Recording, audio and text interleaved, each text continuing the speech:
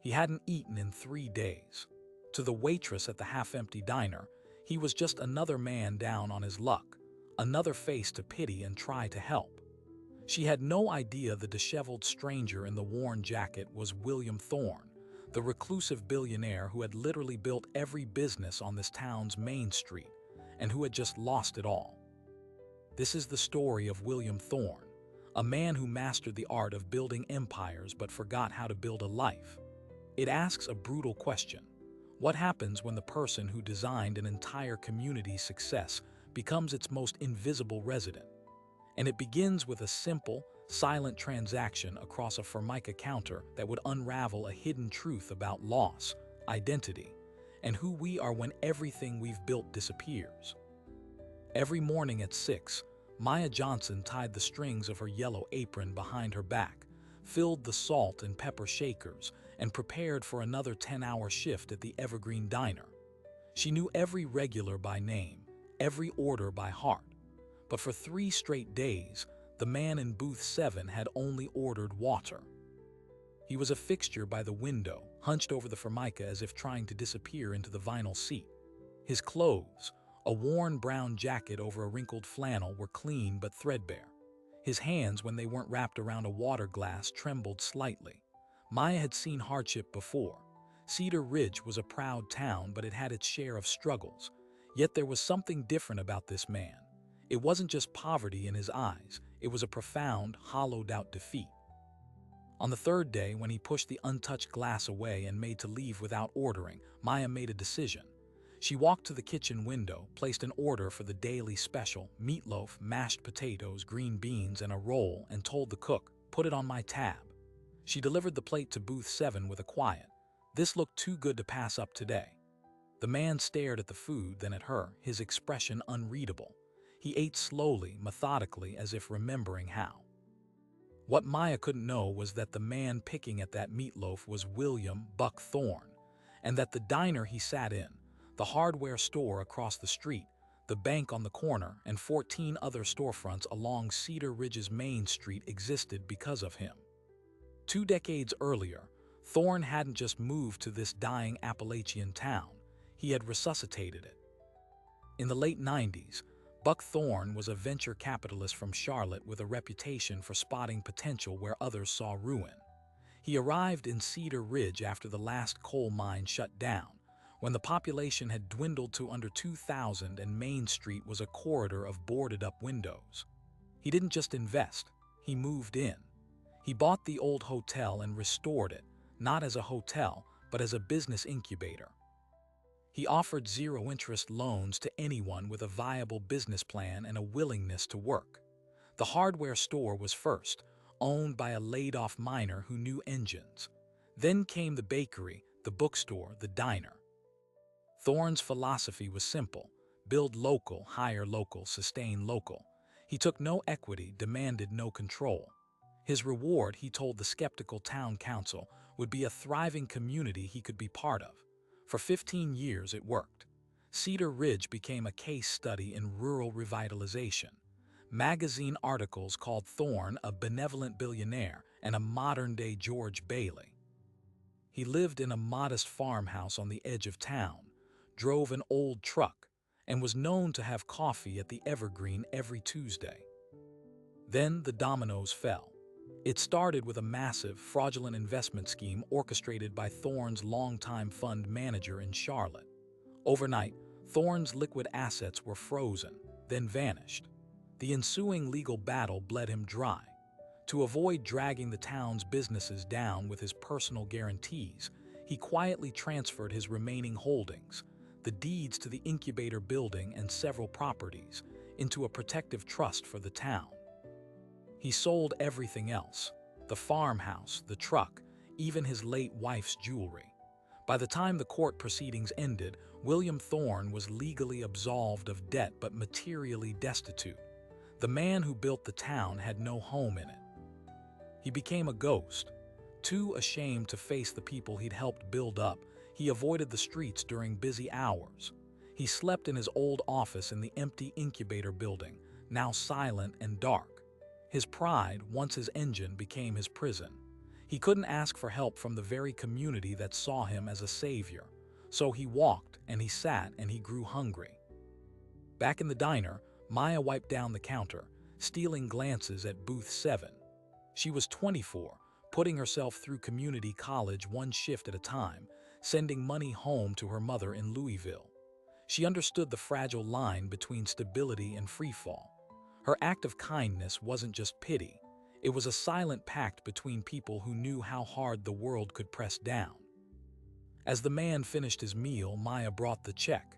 He looked at it, then reached into his empty jacket pocket with a grimace. I don't seem to have my wallet," he murmured, the words thick with shame. "It's already taken care of," Maya said gently, tearing the check in half. "You have a good day now." He looked at her for a long moment, his eyes glassy. He stood, nodded once, a stiff, formal gesture, and walked out into the gray afternoon. Maya cleared the plate. Underneath it, she found a cheap, disposable napkin. On it, written in shaky, all-capital letters, were 2 words, "Thank you." She smiled sadly and stuffed it in her apron pocket. Her shift ended at 4.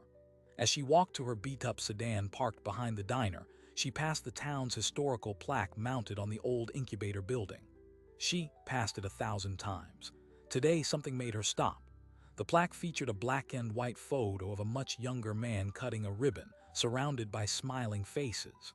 The inscription read, "Dedicated to William Buck Thorne, whose vision and generosity brought Cedar Ridge back to life, November 2004. The man in the photo had a full head of dark hair, a sharp suit, and a confident, easy smile. But the eyes were unmistakable. They were the same haunted, deep-set eyes that had just stared back at her from booth 7. Maya's breath caught. The disheveled, hungry man she had just bought a meal for was the billionaire founder of her town. And as the reality settled in, a chilling question formed. If he was here, broken and alone, what did that mean for the town he built, and for the secret she now carried? Maya stood frozen before the plaque, the cold metal under her fingertips, the face in the photograph searing itself into her memory. The billionaire was here. He was hungry, and no one knew. She drove home on autopilot, the image of the man's trembling hands overlaid with the confident smile from the plaque. Her small apartment felt suddenly loud with the silence of her secret. She pulled the crumpled napkin from her apron pocket.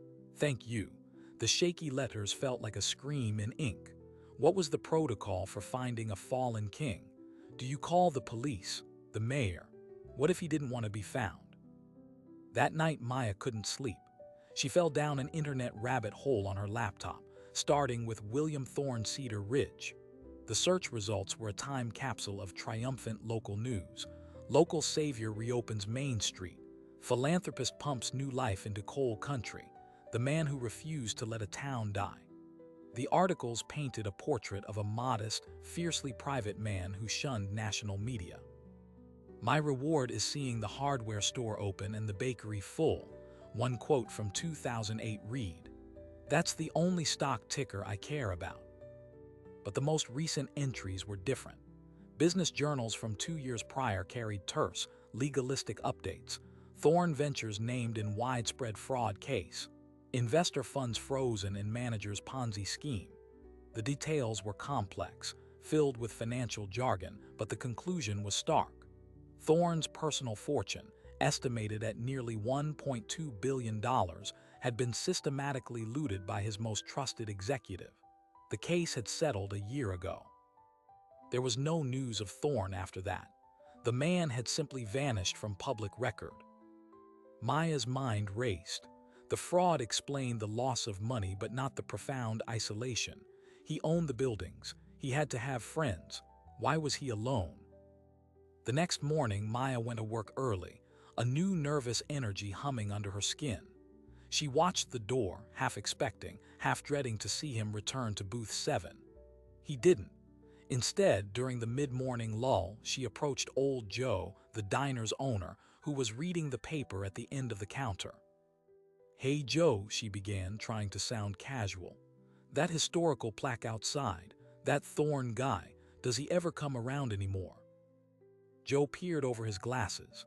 Buck, Lord no, not for years. Used to be in here every Tuesday like clockwork. Stopped coming, oh must be 2, 3 years back. Right around when all that nasty business in Charlotte hit the news. He shook his head. Shame, good man, quiet but solid as they come. Built this place. He gestured around the diner. Gave me the loan to buy the grill when the last owner retired. Never charged a cent of interest. What happened to him after the business? Maya asked. Joe shrugged, a gesture of small-town resignation. Heard he sold that nice farmhouse out on Ridge Road. Figured he moved back to the city, licked his wounds where folks didn't know his face. Can't blame him. It's a special kind of humiliation, failing in front of people you help succeed. Maya felt a knot tighten in her stomach. The town thought he'd left. He hadn't left. He was hiding in plain sight, a ghost in his own creation. Her investigation turned stealthier. On her break, she walked to the incubator building. The ground floor windows, once showcasing fledgling businesses, were dark and dusty. The main door was locked with a heavy deadbolt.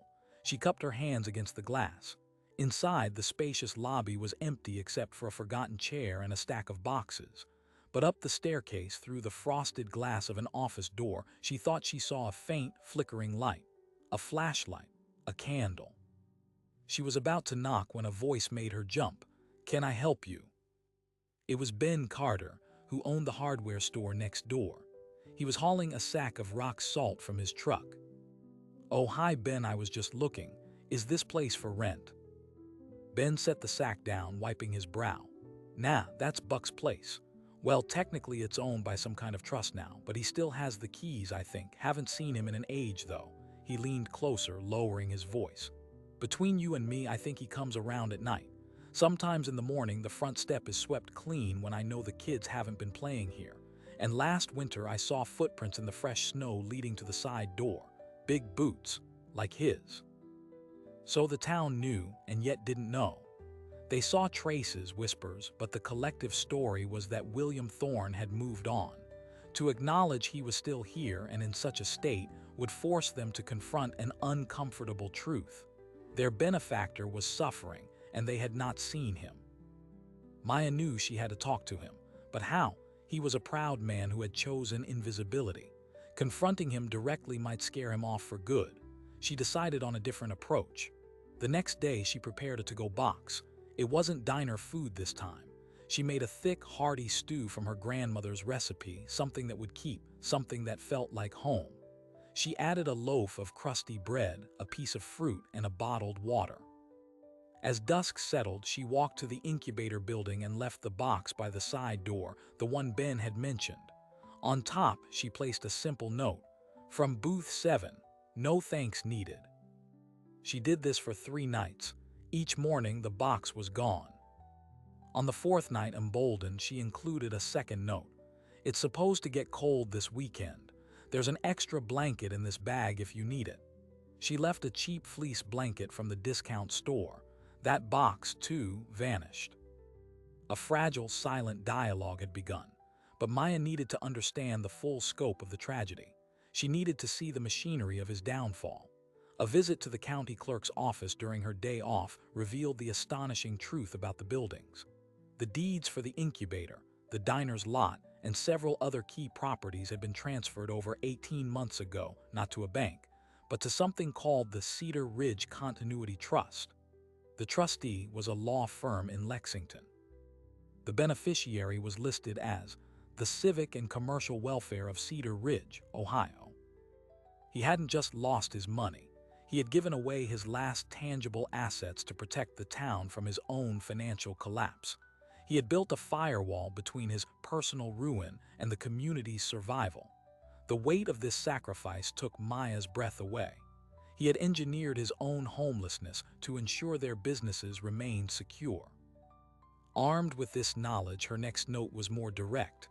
"Mr. Thorne, I know who you are. I know what you did for this town. Please let me help. You don't have to be alone. Maya from the diner." The box sat by the door for 2 days. The food went untouched. The blanket remained folded. Her heart sank. She had pushed too hard, broken the unspoken rule of their quiet exchange. He had retreated. Then on the third evening, as she was closing up the diner, she saw him. He was across the street, a silhouette under the flickering street lamp, looking at the incubator building. He didn't go inside. He just stood there, as if gathering the courage to face the empty space he owned but could not claim. Maya didn't think. She untied her apron, threw on her coat, and walked out into the chill. She crossed the street, her footsteps echoing in the quiet. He heard her approach and turned slowly. In the yellow light, he looked older than he had in the booth, worn down to his essence. "Mr. Thorne," she said, stopping a respectful distance away. He didn't deny it. He just gave a slow, weary nod. "You've been leaving the food." "Yes." "Why?" "Because everyone needs to eat," she said simply. "And because this town owes you more than it knows." A bitter smile touched his lips. "The town owes me nothing. A deal is a deal. They built the businesses. They did the work." "And you made it possible," Maya countered gently. "You gave them the chance. Now let someone give you one." He looked away, his jaw tight. The silence stretched, filled with the weight of his pride and her persistence. Finally, he spoke, his voice a rough whisper. "You don't understand. I didn't just lose money. I lost the thread, the purpose. I built all this." He gestured vaguely down Main Street, the glowing windows of the businesses he'd made possible. "And now I look at it and I don't know who I am if I'm not the man building it. I'm just a man living in a memory." This was the core of it. Not poverty, but identity theft of the soul. The fraud had stolen more than his wealth. It had stolen the narrative of his life. Maya took a step closer. "Then maybe it's time to build something new, not a town, something smaller, just a next step." He looked at her, really looked at her for the first time. "You're very kind," he said, "and very stubborn." "I'm a waitress," she replied with a small smile. "Stubborn is part of the job description." For a moment, the ghost of his old smile flickered in his eyes. Then it faded. "The trust," he said, changing the subject. "The one that holds the buildings. There's a quarterly review meeting. The trustees, the business owners. It's next week. I'm supposed to. They think I attend by phone from out of state." The implication hung in the air. The elaborate fiction was crumbling. "What happens if they find out you're here?" Maya asked. "I don't know," he admitted. "The trust is legally sound, but the respect, the dignity of the arrangement, that might not survive the sight of me like this." He looked down at his worn jacket. "I am the grantor, the founder. I'm not supposed to be the charity case." And there it was, the terrifying pivot. This wasn't just about one man's pride. The entire delicate ecosystem he had built, the trust, the town's stability, its very identity, was predicated on the myth of his graceful exit. His visible survival could shatter it all. Maya's act of kindness hadn't just uncovered a secret, it had pulled the pin on a social grenade. The question was no longer just how to help William Thorne, but whether helping him would accidentally destroy everything he had created. The trust meeting was in 6 days. In that time, a silent pact formed between the waitress and the fallen founder. Maya's mission shifted from discovery to disguise. She became a secret quartermaster, delivering groceries and a cheap prepaid phone to the incubator's side door. Thorne, in turn, shared slivers of his story during brief, twilight conversations. He spoke of the fraud, a man he'd mentored for 15 years, systematically funneling investor funds into phantom projects. He spoke of the shame, not of losing wealth, but of failing the people who trusted him with it. "I was the guardian," he said one evening, his voice hollow. "I fell asleep on watch." Maya learned the mechanics of his invisibility. He lived in his old corner office, using a camping stove for heat, a gym membership for showers. His world had shrunk to a few square miles, navigated at dawn and dusk. The town's prosperity, which he monitored from a distance, was both his lifeline and his torture. Together, they devised a plan for the trust meeting. Thorne would call in as usual. Maya would be his local liaison, attending in person to take notes and represent his continued interest from afar. It was a thin veneer, but it might preserve the fiction for one more quarter. But the world had other plans. 2 days before the meeting, a plumbing disaster struck the hardware store. A burst pipe flooded the basement, damaging inventory. Ben Carter, the owner, was frantic. The insurance would cover it, but the deductible was $5,000 he didn't have on hand. Overheard at the diner counter, he lamented to Joe, "Might have to tap into the emergency fund from the trust. Hate to do it for this, but what choice do I have?" The Cedar Ridge Continuity Trust had a small discretionary fund for exactly this kind of town business emergency. Accessing it required a formal request and the approval of a majority of the trustees, including the grantor, William Thorne. The process was designed to be deliberate. It was now a ticking clock. Maya rushed to the incubator after her shift. Thorne listened, his face grim. "If they file the request, I have to respond. If I approve it remotely, as usual, no problem. But if they see you there as my liaison and then a financial request comes in immediately after, it looks coordinated.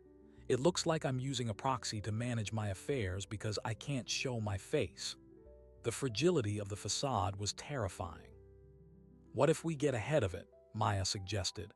"You approve the fund today before the meeting, then it's just done." Thorne shook his head. "The request hasn't been formally filed. I can't approve what doesn't exist. We have to wait and hope the meeting is routine." The day of the trust meeting arrived. It was held in the back room of the town's only bank, another Thorne-backed institution. Maya arrived early, dressed in her best blouse, a notepad in hand. The trustees were there: the bank manager, Mrs. Higgins, old Joe from the diner, a retired school principal, and Ben Carter, looking stressed. The attorney from Lexington attended via speakerphone. Maya introduced herself as Mr. Thorne's temporary local assistant, handling logistical observations. Nerves were accepted with mild curiosity. The meeting began. Routine reports were discussed: property taxes paid, roof repairs on the incubator building, all funded by the trust holdings. The image presented was one of steady, impersonal stewardship. Thorne's name was a distant signature. Then Ben cleared his throat. "I have an urgent item. We had a major flood. I need to request a disbursement from the emergency fund for my deductible, $5,000. He slid a piece of paper across the table, the formal request. The attorney on the speakerphone spoke. "We'll need Mr. Thorne's approval on that. He's on the line for his usual commentary. Mr. Thorne, can you hear us?" A beat of silence. Then Thorne's voice, carefully modulated but unmistakable, came through the phone speaker. "I hear you. I've reviewed the preliminary report on the damage. Ben, I'm sorry to hear about it. I approve the disbursement." Relief washed over Ben's face. "Thank you, Buck, really." It was done. The crisis seemed averted. Maya let out a slow breath.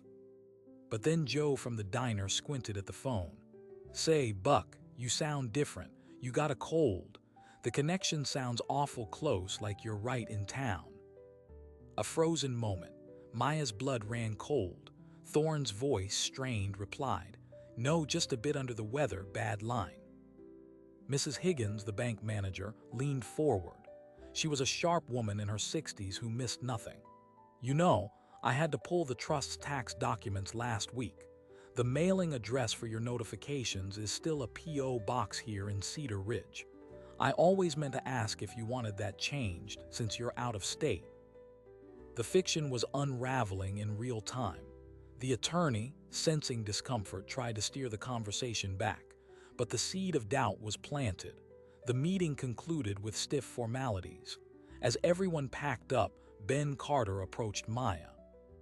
"I appreciate your help with this, Maya, and thank Buck for me, will you? It's good to hear his voice." He paused, his expression turning thoughtful, almost concerned. He doing okay? He sounded tired." "He's fine," Maya said too quickly. "Just busy." Ben nodded, but the look in his eyes said he wasn't convinced.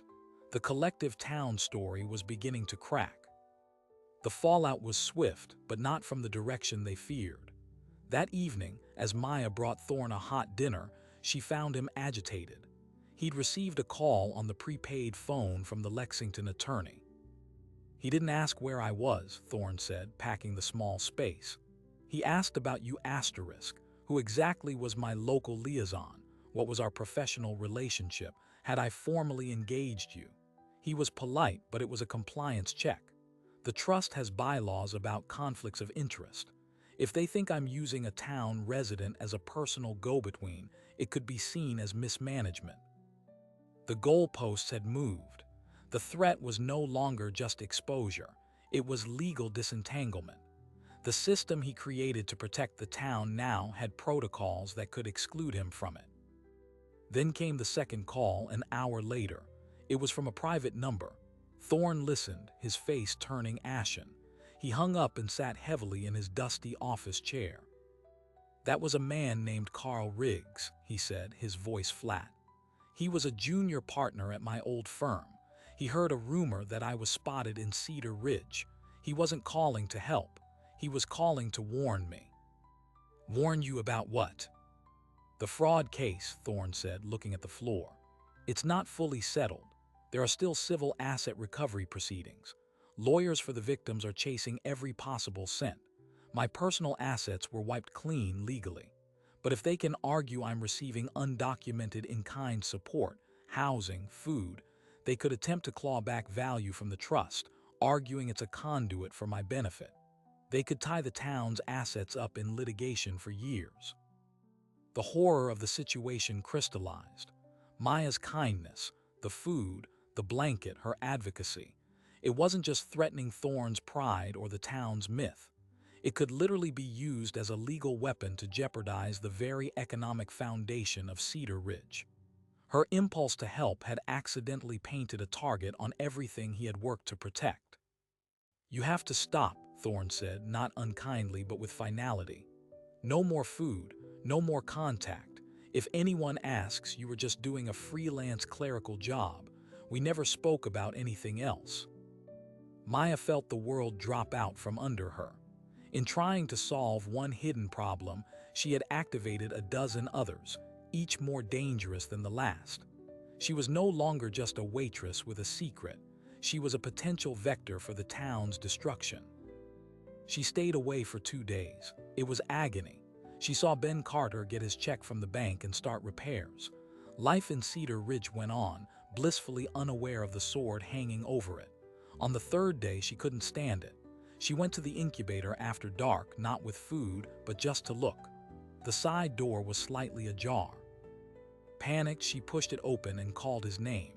The building was cold, dark, and utterly empty. The camping stove was gone. The few personal items were vanished. On the desk in his office, under a paperweight, was a note. "Maya, you saw me when no one else did. That is a gift I will carry. Now you must see me leave. It is the only way to keep the walls standing. Thank you for everything. W.T." He was gone. He had vanished from his own last refuge to protect the town from the consequences of being seen. Maya stumbled back into the night, the note crumpled in her fist. She had failed. The billionaire had slipped back into the shadows, and this time she had no idea where to even look. The weight of her secret was now compounded by the weight of his sacrifice. And as she looked down the brightly lit, thriving Main Street, she understood the terrible truth. Sometimes, saving something requires you to completely disappear. The man who built the town had finalized his masterpiece by erasing himself from it. But a deeper, more unsettling question remained. In a town built on second chances, was there really no path back for the man who gave them all out? For a week, Maya moved through her life in a fog of helpless regret. She served coffee and cleared plates, her eyes constantly scanning the street for a worn brown jacket that never appeared. The note in her pocket felt like a verdict. She had followed her conscience and had, it seemed, made everything worse. The architect of their town was now a fugitive from his own legacy. But Maya Johnson was not built for passive regret. One slow afternoon at the diner, she slid into the booth opposite Joe as he did his books. "Joe," she said, her voice low, "we need to talk about Buck Thorne." She told him everything: the 3 days of water, the meal she bought, the plaque, the food left by the door, the trust meeting, the legal threat, and the empty office. She showed him the note.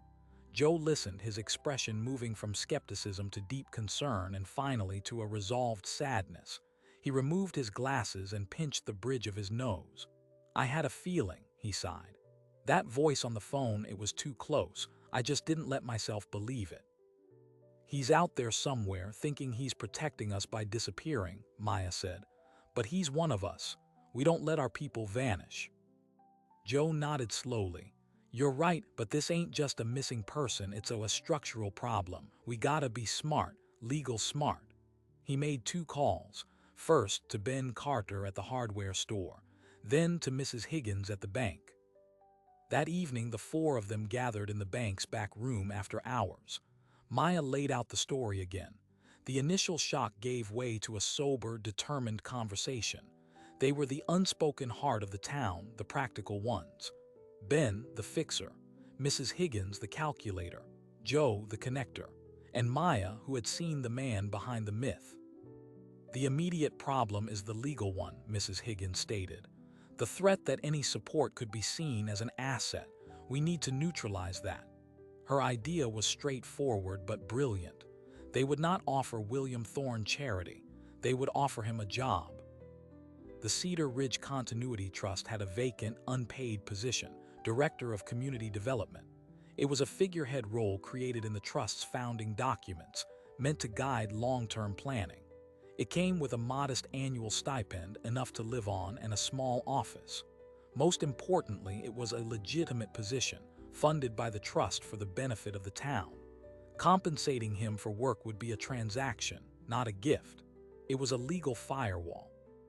"But he has to agree to it," Ben said, "and we have to find him first." The search began quietly. They knew he was on foot, with little money, and unlikely to have gone far. Ben and a few other shopkeepers discreetly checked old hunting cabins, donated church storage rooms, and the edges of town. Maya retraced all their twilight conversations, listening for clues about places he'd mentioned. He'd spoken once of a quiet spot by the river where he used to think through tough deals. On a cold, clear morning, Maya found him there. He was sitting on a fallen log, watching the water, a small duffel bag at his feet. He looked thinner, older, but his posture was less defeated. It was the posture of a man who had made a hard decision. "I thought you'd be farther away by now," Maya said, sitting beside him without being asked. "I was trying to be," he admitted. "But it turns out, when you've spent 20 years rooting yourself in a place, leaving is harder than just walking away." She didn't offer food or pity. She offered a deal. She laid out the plan, the job, the stipend, the office. A path back with his dignity intact as an employee of the community he built. He listened in silence, then gave a weary laugh. "You're offering me a job in my own town." "It's not your town, Mr. Thorne," Maya said gently. "It's our town. And it turns out we need your mind, not your money, your mind. We have problems a checkbook can't solve. The old community center is crumbling. The young folks are leaving because there's no tech infrastructure. We need a strategist." He was quiet for a long time, watching the river flow. The man who had built empires from nothing was being offered a chance to build something subtler, a role, an identity not defined by wealth but by usefulness. "And the legal risk?" he asked. "Mrs. Higgins has a letter drafted from the Trust's attorney to the asset recovery lawyers. It outlines the arm's-length employment terms.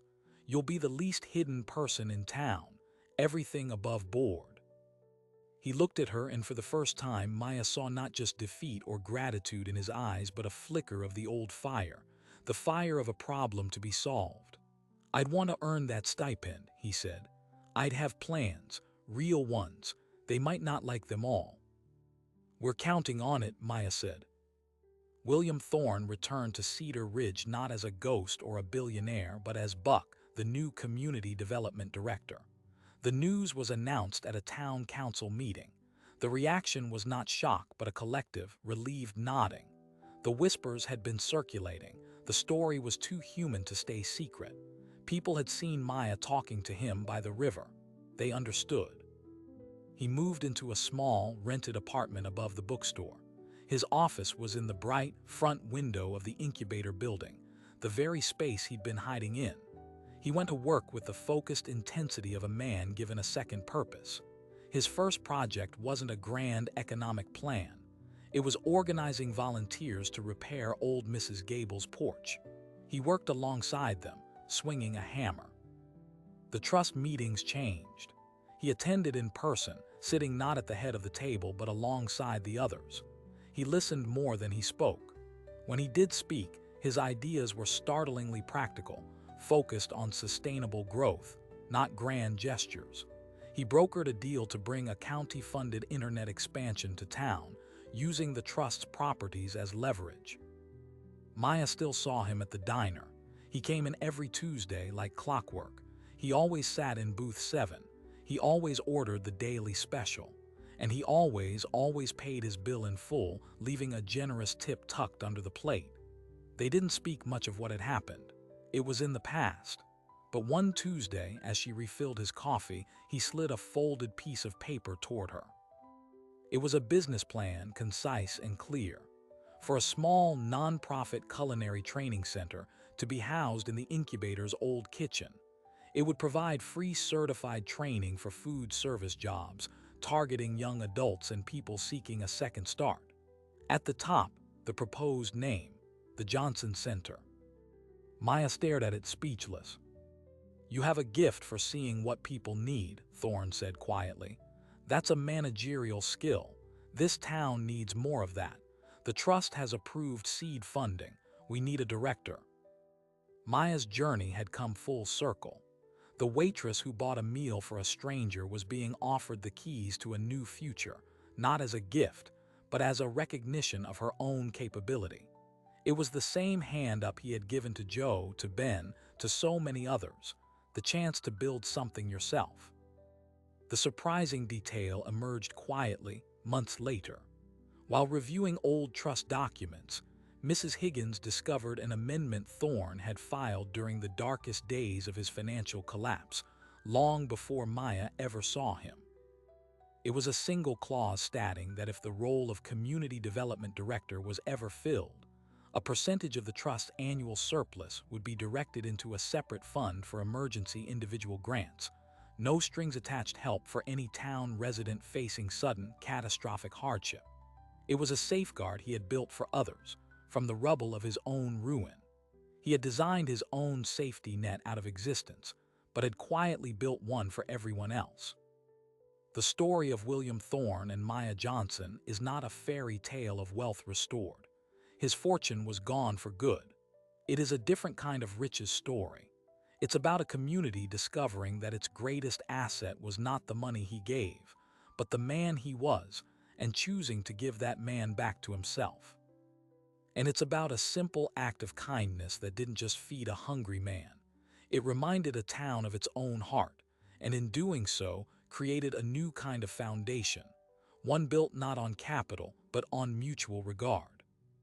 The billionaire didn't return to save the town. The town returned to save the billionaire. And in that exchange, they all found something they had lost. So what is the true currency of a community? Is it the money that builds its buildings or the empathy that rebuilds its people?